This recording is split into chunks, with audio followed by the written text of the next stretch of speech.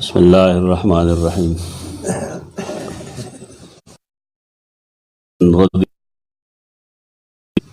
قال سألت النبي صلى الله عليه وسلم أي العمل أفضل؟ قال إيمان بالله وجهاد في سبيله. قلت وفأي الرقاب أفضل؟ قال أغلاها ثمنا وأنفسها عند أهلها. قلت فإن لم أفعل؟ قال تعين صانعا أو تصنع لأخرق. قال فإن لم أفعل؟ قال تدع الناس من الشر فإنها صدقة تصدق بها على نفسك. حدیث کے ہم دا خودل غواړي چې د ټولو نه افضل عمل ایمان دی په الله، او چې کله سړی ایمان وروړي الله باندې نو پکار دا دی چې دا خپل عقیده دنیا کې خوره کړي، څومره پورې چې د وس کې دی شي تر یې پورې دی خوري. اسلام یو آفاقي دین دی دعوتی، چې کم سړی کم ځای کې دی هلته کې دی هغه د دعوت کار کوي، دې طریقې سره به خورېږي اسلام. رسول الله صلی الله علیه وسلم د دین د تبلیغ دپاره طائف ته تللی دی، نږدې علاقه وه، او بیا خوشا قبایل او مدینې منورې ته هجرت کړی دی. دغه مرکز او د اسلام هغه چې کله مضبوط شو، خلق مسلمانان شو، بیا رسول الله صلی الله علیه وسلم به وفود لیږل، ملګري به لیږل، دعوتی خطونه به هم او دارنګې افراد به هم لیږل دې دپاره چې دین خور شي. دا هم یو جهادي مرحله ده. یو هغه جهاد دی کوم چې پرون موږ تفصیلي ذکر کړو، هغه خپل ځای باندې فرض دی، د هغې نه انکار کول یا د هغې مذاق اړول، هغې پورې خندل، دا کفر دی. قرآن مجید کې یوازې د جهاد ذکر نه بلکې هلته کې پکې د قتال ذکر هم وي. یعنې جهاد کې خو تعویل کېدی شي، خو قتال کې تعویل نشي کېدی. بدر کې جنگ نه دی شوی، جهاد ته ګناه خو مه وایه. رسول الله صلی الله علیه وسلم د هغه بې شمېره غزوات دي او په هغې کې بې شمېره خلک مړه دي. کم خلق چې دین نه قبلوي، الټا مسلمانان د هغې د دین د منلو د وجې هغې سره دشمني ده، د هغې اولاد تباه کوي، هغې مړ کوي. قرآن فرمایي اذن للذین، کومو خلکو سره چې جنګ کولی شي مسلمانانو سره، دې ته اجازت کړی شوی دی چې دې هم جنګ وکړي. هغه جهاد نه به انکار نه کوو. مجاهده شروع کېږي د دې ځای نه چې انسان دی د خپل نفس خلاف جهاد وکړي، بیا د منکراتو خلاف د جهاد وکړي، جد و جهد وکړي، د ظالمانو خلاف د جد و جهد وکړي، او آخري مرحله دغه ده چې سړی د دین دشمنان هغې سره مسلح جنګ وکړي. تاسو د شرم خبره نه ده. امریکا په ټوله دنیا کې څه کوي؟ په خپله مسلمانان مړه کوي او بیا اعتراض کوي په مسلمانانو چې دی جهاد جي فرض ګڼي. ته داسې خلقو علاج هم دغه یې دومره ده چې اسلام دا نه وایي چاته چې ته کافر مړ که، هغه کافر مړ که چې محارب دی. محارب معنی چې جنګ کوي تاسو. یو سړی د کفر د وجې نشي مړ کولی، یو سړی په دې وجه مړ کولی شي چې هغه کافر دی او مسلمانان تنګوي، د مسلمانانو ملک باندې قبضه کول غواړي، د هغې نسل تباه کول غواړي، د ده لاس په نیوی شي. وجه کفر نه ده، دا دروغ وایي خلک. په مدینه منوره کې رسول الله صلی الله علیه وسلم سره یهود او نصارا نه اوسېدل، دا مسلمانان دي، مسلمانان خو نه دي، کافر دي، لیکن د هغې باوجود هغې سره معاهده کړې شوې وه. د جهاد فلسفه باندې ځان پوهول غواړي. د دې دا مطلب نه چې کوم ځای کافر دی ته یې مړ کوه، کوم ځای چې محارب کافر دی، جنگجو کافر دی چې مسلمانان له نقصان ورکوي، اسلام ته رکاوټ جوړوي، نو دا جهاد فی سبیله د ټولنا افضل عمل دی. او دا حدیث ته په ما حواله ورکړی هلته کې سائل پټ کړو سئل ای العمل افضل، او دلته کې سیدنا ابو ذر فرمایي چې ما تپوس کړو. دا حدیث ته 2518 صحیح بخاری. افضل عمل لغه دی باندې ما په خبره کړې وه چې اعمال دوه قسم دي، یو د زړه اعمال دي، یو د ظاهر اعمال دي. مونږه که بالفرض د بل چانا قرآن مجید په خپلو غوږونو وورو نو دا زمونږ د غوږ عمل دی، قرآن اورېدل هم ثواب دی. که مونږه قرآن لوستل په سترګو باندې شروع کړو نو دا د سترګو عمل دی. که قرآن مجید په ژبه ویل شروع کړو دا د ژبې عمل دی. که مونږه مونځ شروع کړو نو دا زمونږه د ټولو جوارحو اندامونو عمل دی. دا الله لار کې انفاق وکړو نو دا د لاس عمل شو، مالی عمل شو. تو ظاهری اعمالی او باطنی اعمال دی. باطنی اعمال باندې زمونږ خلک زور نه ورچوي، په دې زور ورچول پکار دی. په الله چې ایمان راوړو نو اوس د ټولو نه زیات مینه الله سره دا زړه بنیادي عمل دی. د دې تعلق ایمان سره دی. زمونږ دغه سیس کمزوري نو دې وجه نه چې کله د بار د خلقو په رضا کې او د الله په رضا کې مقابله راشي نو موږ په الله څه کار نه موږ وایو توبه وباسم. دا کمزوری دی دغه ځای، دا محنت طلب دی. دا سیز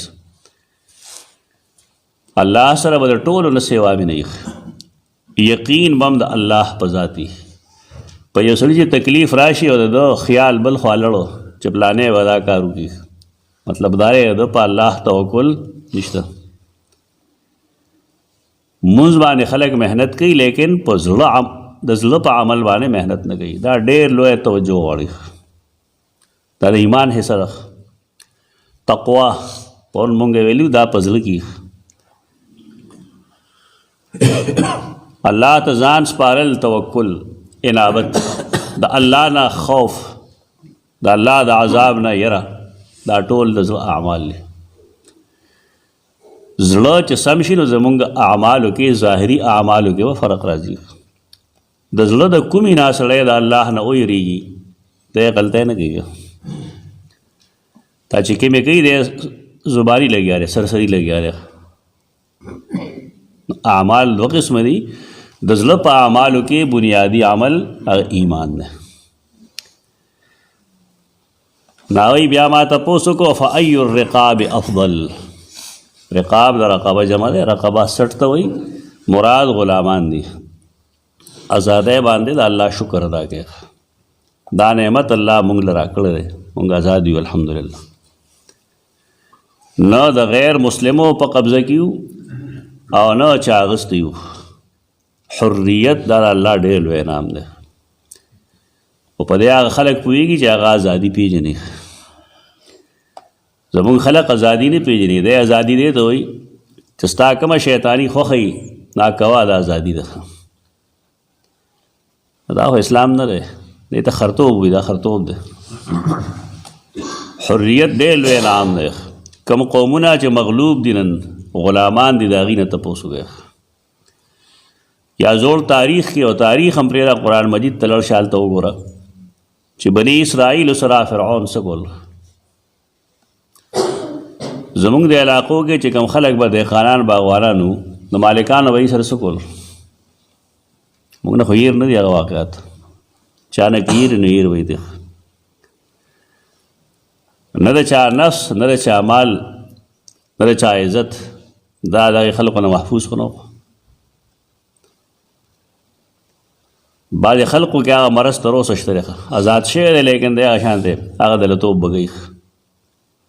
ولې تربیت او ټھان هلته کې شوی دی، دی خپل خوی نه مجبوره دی. د دې غلامی نه ځان راښکل پکار دی. اسلام د دې خلاف بهترین جد و جهد کړی دی. غلامي ختمه کړې ده په دې لحاظ چې کله یو سړی څه ګناه وکړي نو ورته یې غلام آزاد، غلام آزاد. قرآن او حدیث کې بې شمېره ځایونه دي. او دا دې دپاره کوي چې انسانانو ته ازادي ملو شي. دا د الله بنیادي حق د انسان لی ورکړی. نو تپوس کوي کم کم غلام ازادول دا افضل دی. اوس هم په دې مهذب دنیا کې چین کې ماشومان خرڅېږي، جاپان کې هم خرڅېږي، ځان چې خلک خبر ساتي که نه، نو بیا ورته دې خلقو د چهرې پته ولګي چې اصل چهره دي څه ده. د انسانانو د ازادۍ چغې خو ډېرې وي، ډېر علمبردار دي. UN کې لګیایي او په انساني حقوقو باندې به تقریرونه کوي. وایي تاسو کوئ څه؟ یو سړی خپل بچی خرڅوي، خیر ده دا ولې خرڅوي؟ جی پابندي ده چې سړی به د یو بچي نه سوا بچي نه راوړي.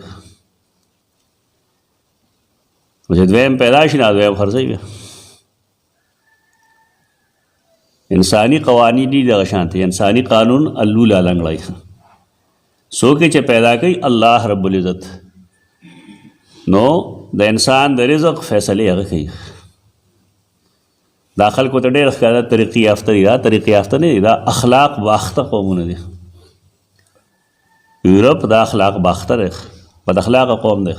د هغې زنانه څه کوي، د هغې نارینه څه کوي، هم جنس پرست دي. زمونږ خلک د هغې چمک دمک ته وګوري نو خپل د حیا اسلام ورته کمزوری ښکاري شي. په دې شکر ادا کوي د الله. او حیات باخته خلک د روپۍ کثرت په څه کوي، په روپۍ څه کېږي. یو انسان چې خپل حیا روکه خپل عزت د هغه نه روک شي، نو دی څه له پکار دی. اسلام ډېر بهترین دین دی، دا د الله دین دی. د انسانانو له ازادي ورکوي، د فکر ازادي هم ورکوي، خو څه پابندۍ پې هم لګوي. دا خو نه چې مسلمان دی وایي د الله نه منم، دا پابندي ده، دی به دا نه وایي. اوس دا پابندي ولې ده؟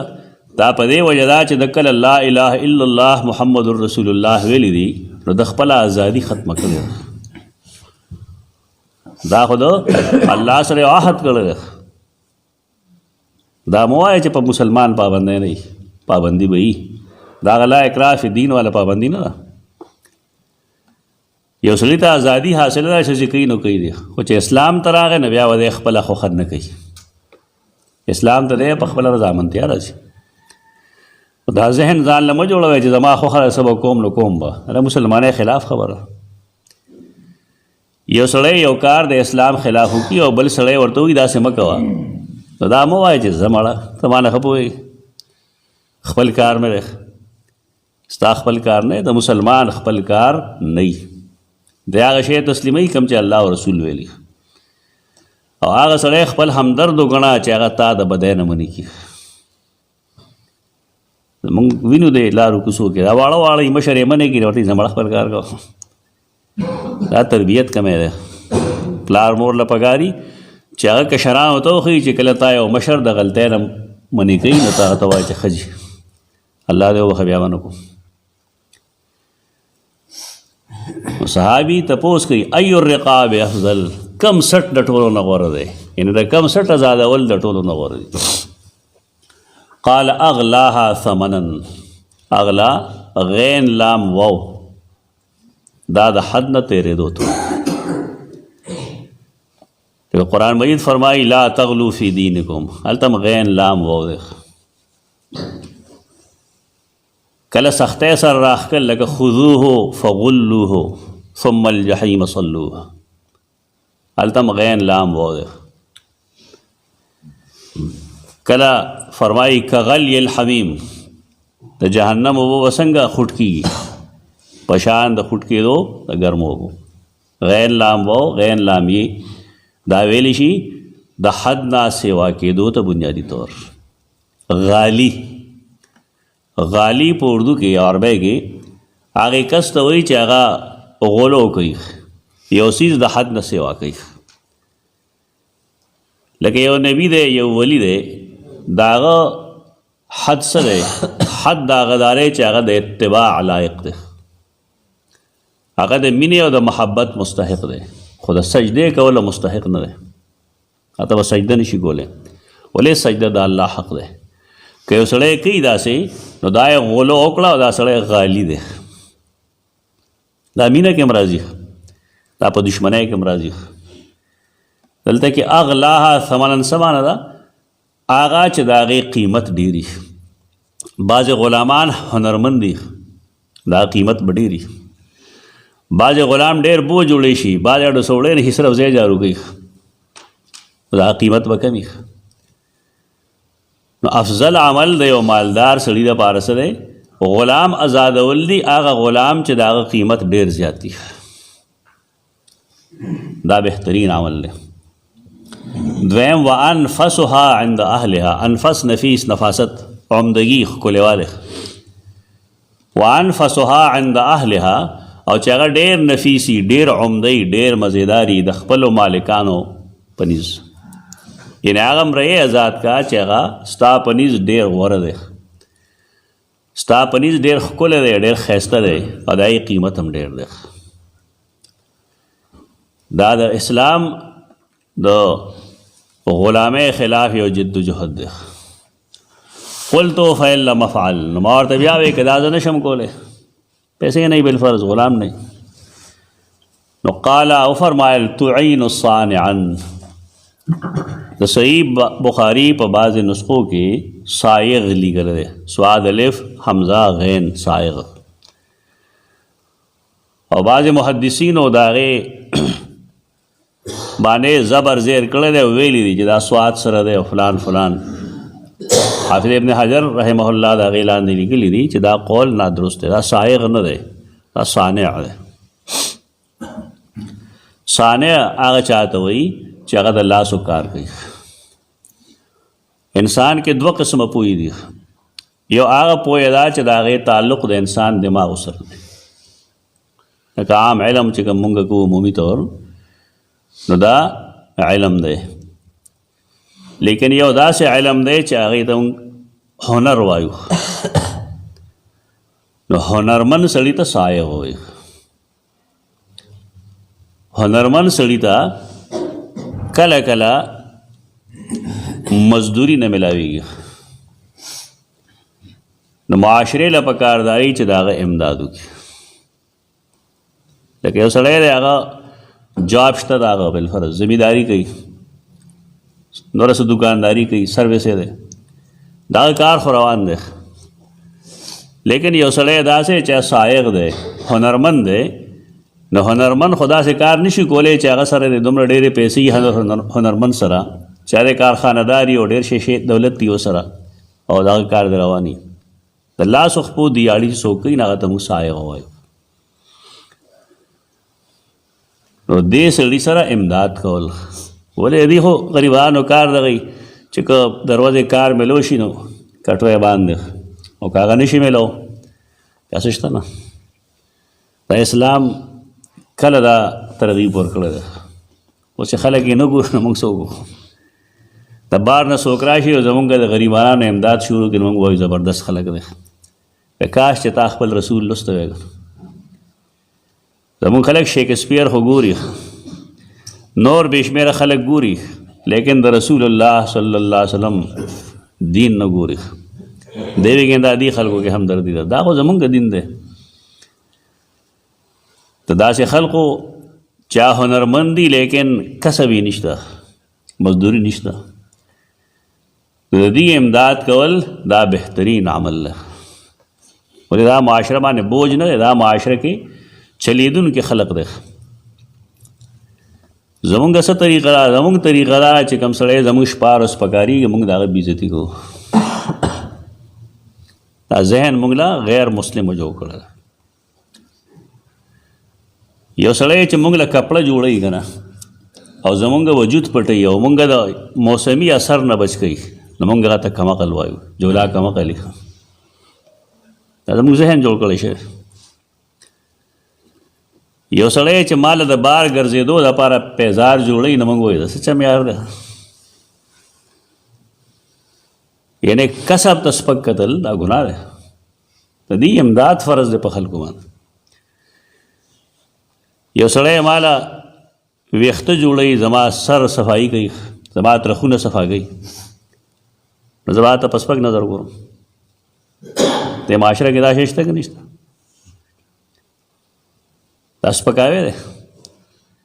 د اوسپنې کار څوک کوي یا د خلک په کم نظر ګوري، لرګي کار کوي ته په کم نظر ګوري.